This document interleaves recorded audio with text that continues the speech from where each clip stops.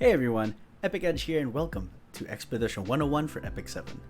Expedition has gone through quite a few changes recently and it is now a fantastic source of materials to make your hero stronger. Unfortunately, some people are still having trouble building teams for the different expeditions and scoring enough points. And I guess that's why we're here today. So this video is a part of a series, so if you came from one of my other expedition videos, you can skip the rundown and go straight to the teams. I'll have the timestamps in the description below, so make sure to check that out. Before we get into the actual teams though, let's have a quick rundown of some things to keep in mind while you're doing expeditions. So over here, we're always going to do expedition level 3. Okay, expedition level 1 and 2 are not worth your time, are not worth your energy, not worth your effort, because the rewards are simply too little. You're really going after stuff to your reforged materials. You're going after the substat modification gems, and level 1 and 2 just don't give you enough to be worth your time. So we're always going to have to do expedition level 3. Now you may have noticed that participants are now up from 5 to 8, and that's a great thing really, because with a maximum of 8 participants, the minimum one run score is now down to 225k. So if your previous scores were sub 300,000, congrats, your team is probably now scoring enough. However, the increase in maximum participants isn't without its drawbacks. With more slots available, that means more leeches can join your runs. It's unfortunate, but I'm still seeing a lot of people score sub 200k in expeditions, and I know that a lot of people are trying to clean up their friends lists, but you will always find more than a few. Unfortunate, but it's true, right? So that said, you still want to score as many points as you can so that you can pad your lead, have a bit of a cushion just in case. So our target one run score should be at least 450,000. This way you're automatically covering at least one person's share. Now, for those of you who are currently struggling with expedition, that may sound like a lot, but it's actually, very doable. And I will show you that you don't really need god tier gear to achieve at least 400 to 500k. Now, with that said, let's go straight into the teams. And this is the team we are bringing to this fight. We have Kana, Tenebria, Ras, and Tamarin. Mono fire team. And Tamarin here is relatively mediocre, 208 speed. She is on Wondrous Potion Vial just to help manage some of the poison stacks, but that is relatively irrelevant. You can easily have whatever Soul Weaver artifact that you want on her and it won't be an issue. So I suggest just keeping whatever you have on her. If you have Idol's Cheer or Magahara's Tome, those won't really work because there is a persistent restrict on the entire team. But again, whatever artifact she holds, it's really more like a non-issue here. Next up, we have Ross. Not the best adventurer Ross, but good enough for this fight. Just this fight. I'm using Sword of Azera, because this artifact makes sure that Ras never falls below 50% HP and triggers the extra attack from the boss. Next up, we have Tenebria. Tenebria over here. Again, PvE build, relatively mediocre. I'm sure people who are using her have much better stats than I do, but she is on Etika Scepter, which is the MVP of this fight. If you have this at level 30, that would be amazing. Mine's only at plus 16, but when this triggers, Tenebria is able to cycle through her skills really quickly, and that really allows the team to excel and score really high. Last, we have Kana. Kana, decent enough, built just for this fight. Like she has Rosa Hargana over here because I have not skilled up her S2.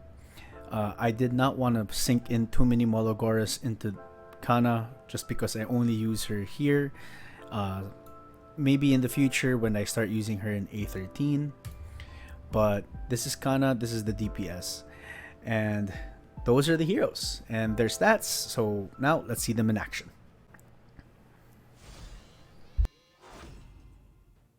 A nightmare, especially for you.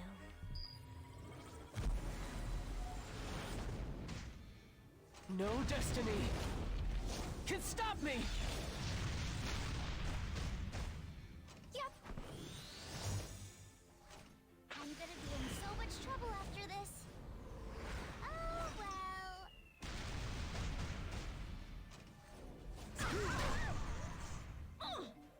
Cute. I want to torment you. This won't be an easy fight. Go away. Oh!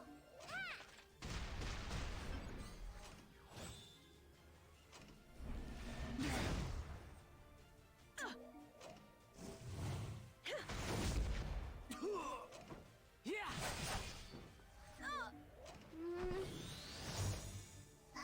The target's there.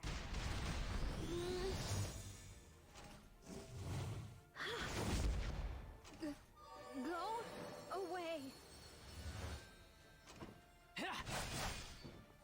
I guess it's Nana's turn. Here comes the grand finale.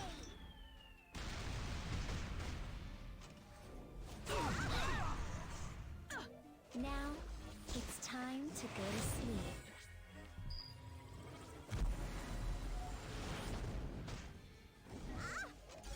Listen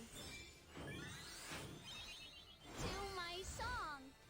Ladies and gentlemen, let's shine. Son of light, burn!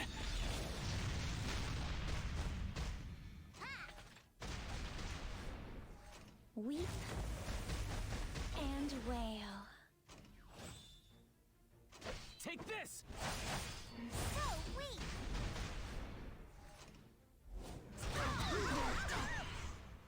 Here, confirm.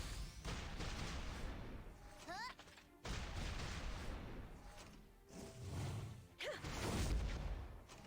Yeah. Shine free. Bombs away.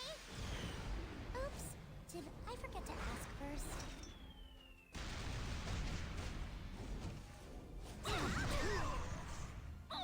A nightmare. Especially for you.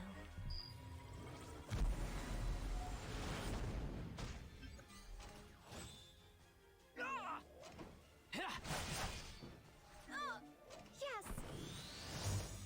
Oh, cute. I want to torment you. Purifying flame, burn away the evil. Go away.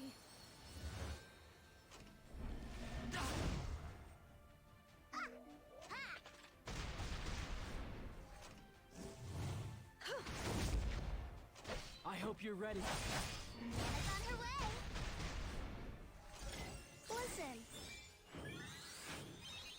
to my song. Ladies and gentlemen, let's shine. I'm gonna be in so much trouble after this. Oh well.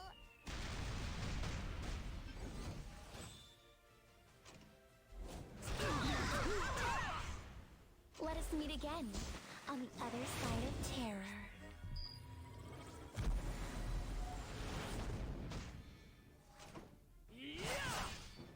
Together! Confirm!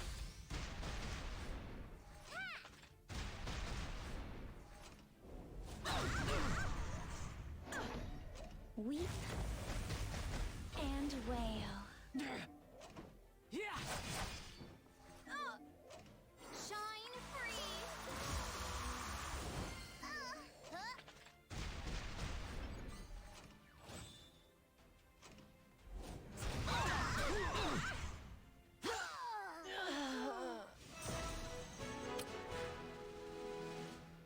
And that was the team. But right now, I know some of you guys are thinking, hey, Edge, I don't have all of those units. Who can I use instead? Right? And let's start with the tanks. Here we have Lilius. She's the next best thing after Ross, in my opinion.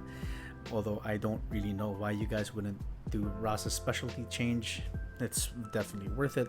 But in any case, her S3, just make sure that you understand you're not going to get this decreased combat readiness on the boss. That's not something that's allowed. You're also slightly throttling your damage with her S2 because it's a non-attack skill, but the barrier is pretty good since it will help prevent her from going down to below 50%. Cecilia is another fantastic choice, and her kit is actually really good for this fight. Immunity and barrier, again, to keep you guys alive. Decreased attack will also help keep you alive on her S2. Her S1 has defense break, so if you can get her fast enough to keep pace with the rest of the team, she's a absolutely fantastic option. Now onto the debuffers. The reason why people use Tenebria, and I use Tenebria, is because she has defense break and speed debuff on her kit.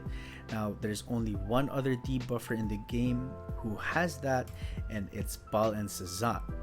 Now both of the debuffs are on his S3, but if you model it up, the turn cooldown is 3 turns, which is actually beautiful. It's fantastic. It's perfect. Because you will want to equip the Etika Scepter on him. That will go for much faster cycling. Now, in case your Etika Scepter does not proc, that's okay, because his other 2 skills are actually AoE attacks. So you will be able to decrease the skill nullifier on the little gem, the little ad. So he's actually a very good choice. Now, when it comes to healers, you can definitely just use Akades. She's also pretty good in this fight. Mascot Hazel, interesting because if you are going to do a mono fire team, you will be able to get the greater attack buff. Now, outside of that, she has mediocre healing and she's relatively slow. Her base speed is 91. This does not change after you awaken her. She might have speed in her skill tree, but I don't think she does. So the gear requirement for her to be able to keep pace with the team is going to be a lot higher. So keep that in mind if you want to try Mascot Hazel. Outside of the fire teams, if you're willing to go, break up the mono fire team, Ray is a fantastic option as well. I used to use Ray before I came up with this team. He's pretty good. He dispels, he puts barriers, he heals. Just for overall survivability, Ray is great. He's a great replacement for Tamarin in that regard. Now, onto the DPS options. Sticking with the fires first, we have Kayron. Now, I can vouch for Kayron that he's pretty good in this fight because I used to use him before Kana came out. The only problem with Kayron is that, as a unit who is very dependent on buffs, he needs those buffs to turn his S1 into an AoE, and if his S1 is on AoE, you're minimizing the damage output, the total damage output that Kayron provides. But if you're able to sustain the buffs on him all the time, that's not going to be a problem. Fire Charlotte, another fantastic option. AoE. Surprisingly, Holiday Yufine, very good option as well. I've been seeing a lot of DPS Fire Holiday Yufines in RDA lately, and so I believe that she is going to be a good option as well. Now, the boss is not immune to burns, so that's going to help increase her damage. Outside of the fire teams, you can always use Arbiter Vildred. RB is a very good unit for this fight. Again, just AoE. So you can use almost any non-ice unit in this fight as a DPS as long as they're able to consistently do AoE. And yeah, those are the replacements. And you know, if you decide to try out my team, or you decide to tweak it a little bit for more damage, you know, I would love to hear from you guys, you know, how it went for you. If you made any changes and you got more damage out of it, I would love to learn that as well. I would love to hear that as well. So make sure you leave those comments and I'll get to them. And that's gonna do it for this video. Please don't forget to like and subscribe to the channel if you found this helpful. And as always, thank you so much for watching, and until the next video, stay up.